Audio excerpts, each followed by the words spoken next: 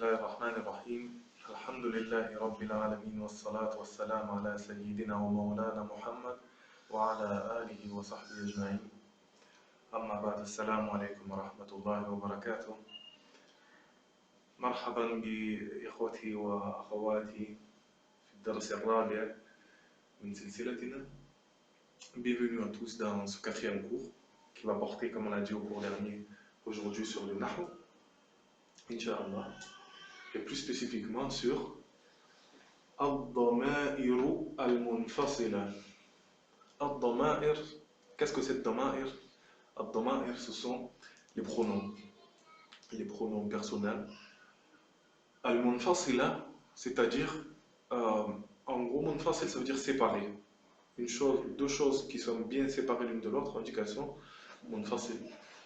Munfasila, pourquoi? Parce qu'on a vu que les pronoms, ils peuvent être attachés, ils peuvent être muttasil, comme on a vu dans le texte précédent. Urti, par exemple, le ya, il est rattaché directement au nom. Ça, on le verra plus tard, mais c'est ce qui s'appelle ad-dama'ir al-muntasila.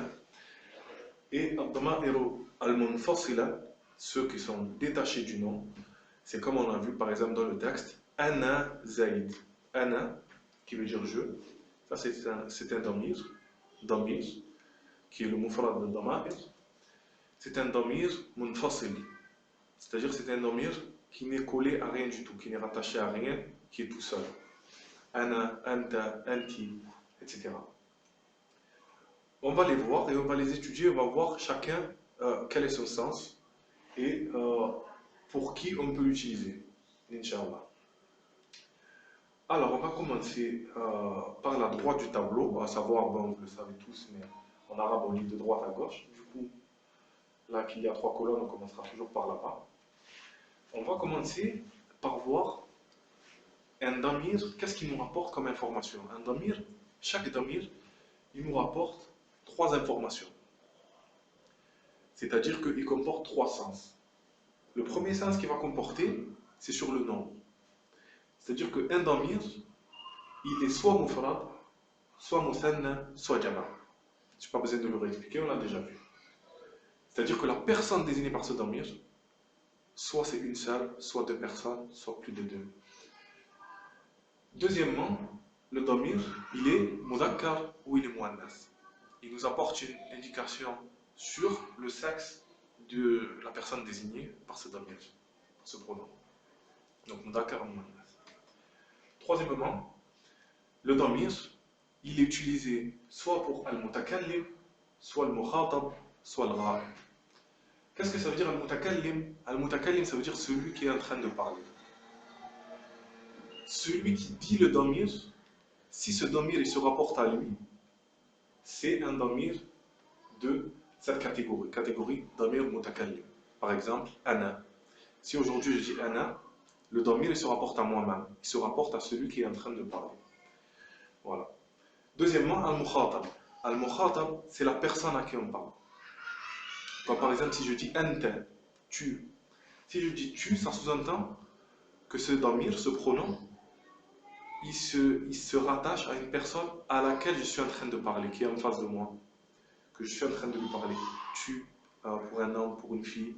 Vous, par exemple. Vous, si je dis vous, ça veut dire que vous êtes présent et que je vous parle à vous.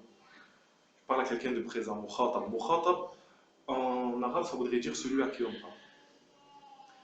Troisième catégorie, al-ra'id. Al-ra'id, c'est l'absent, celui qui n'est pas là.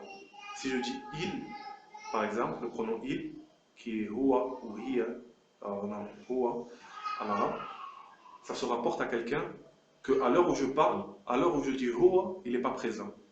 C'est ce qui s'appelle al-ra'id.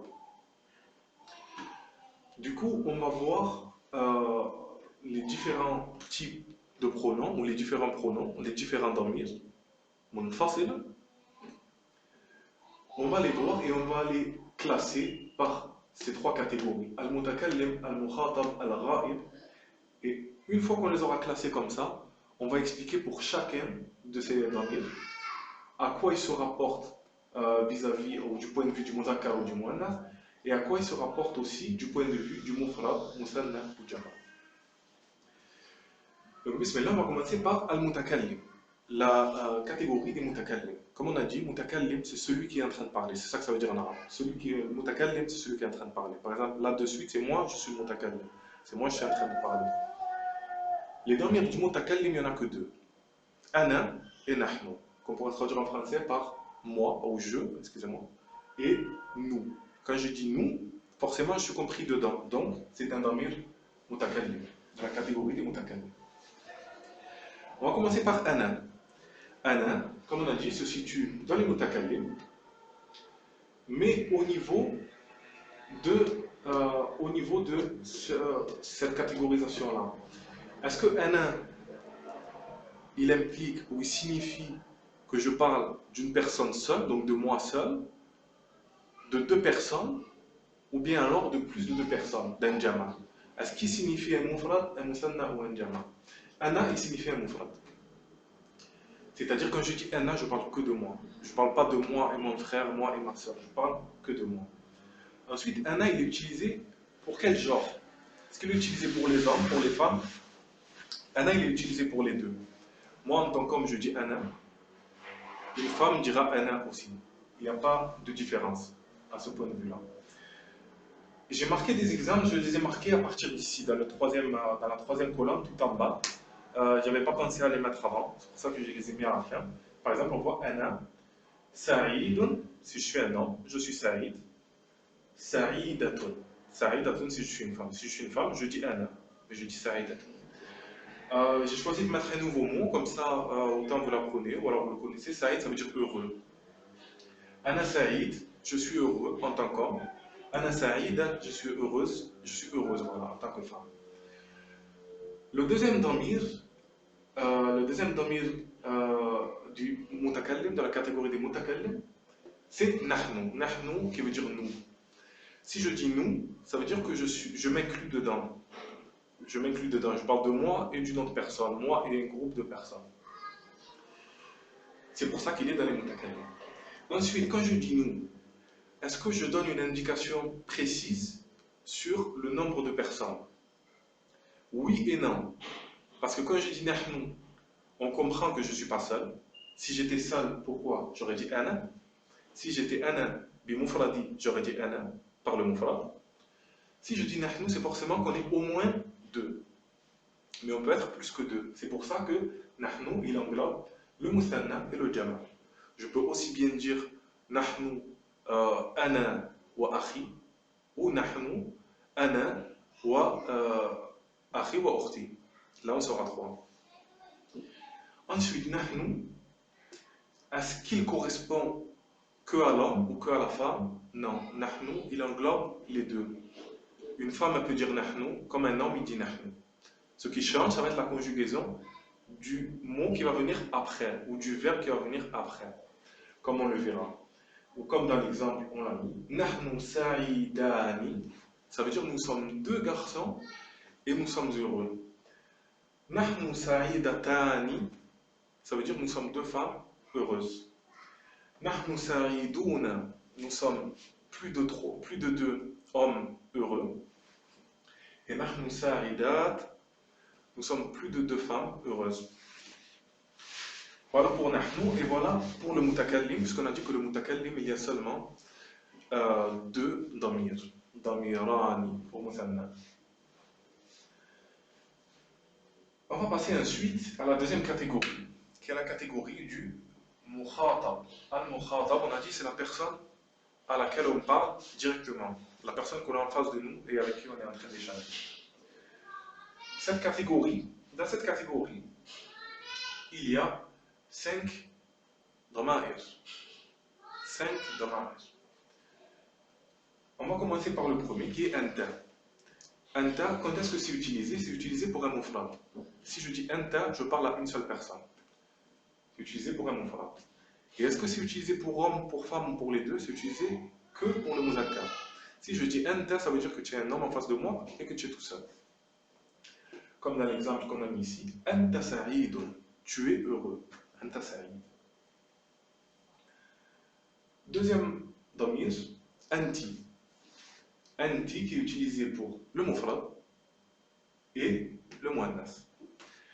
Si je dis anti, ça veut dire que je parle à une femme qui est seule. Et comme on a dit toujours, qui est en face de moi. Qui est mukhatab, ça veut dire que je suis déjà en train de lui parler en face à face quand je lui dis anti. Si elle n'est pas là, je ne peux pas lui dire anti. On a mis l'exemple ici, anti sa'idatun. Anti sa'idatun. Tu es heureuse. Le troisième damir, on a antuma. Antuma qui représente le musanna. C'est-à-dire que quand je dis antuma, je parle à deux personnes. Pas plus, pas moins.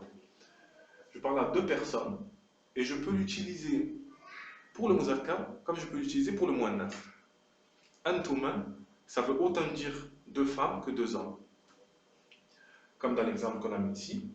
Antuma sa'idan, vous êtes deux hommes heureux. Ou Antuma sa'idatani, vous êtes deux femmes heureuses. Voilà. Alors, antum, notre prochain damir, qui est antum, qui est utilisé uniquement pour le jama. Si je dis antum, ça veut dire que forcément il y a plus que deux personnes en face de moi. 3, 10, 20, comme vous voulez, mais plus que deux. Ensuite de ça, il est utilisé uniquement pour le muzakkar. Ça veut dire que je l'utilise uniquement quand je parle à des hommes, qui sont plus que deux. Donc je vois un groupe de 4 personnes, je dis antum. Je dis antum, sa'idouna. Vous êtes heureux. Vous êtes des hommes heureux. Antunna, notre dernier pronom de la catégorie d'al-mukhatab. Antunna, c'est un jam. J'utilise pour parler un groupe de plus de deux. Mu'annas, un groupe de femmes. Un groupe de femmes de plus de deux. Un groupe de 3 sœurs, je leur dirais Antunna sa'idatun. Vous êtes heureuses. À savoir, encore une fois, comme on avait déjà dit, mais bon, je me répète, pour le musanna ou bien pour le jama, antum, donc, et antuma, ils peuvent être utilisés s'il y a une femme dedans. Par exemple, comme on a dit, on va prendre antuma. S'il y a un homme et une femme, j'utiliserai antuma, mais la conjugaison se fera par rapport à l'homme. C'est-à-dire que je ne dirais pas antuma sa'idatani comme je dirais pour deux femmes, mais je dirais antuma sa'idani. Antum, pareil. S'il y a un groupe où il y a dedans des hommes et des femmes, j'utiliserai antum. Et ça serait faux que j'utilise antunna sous prétexte qu'il y a quelques femmes, parce que comme on a déjà vu, le masculin est utilisé lorsqu'il y a un mélange des genres. Voilà. Du coup, il nous restera une catégorie qui est al-ra'ib et qu'on terminera, Inch'Allah, dans le prochain cours de demain. Inch'Allah. Wa sallallahu wa sallim wa barik ala Sayyidina Muhammad wa ala alihi wa sahbihi ajma'in. Et si vous avez une question, vous pouvez me questionner sur mon mail, Inch'Allah. Jazakumullahu khair wa assalamu alaikum wa rahmatullahi wa barakatuh.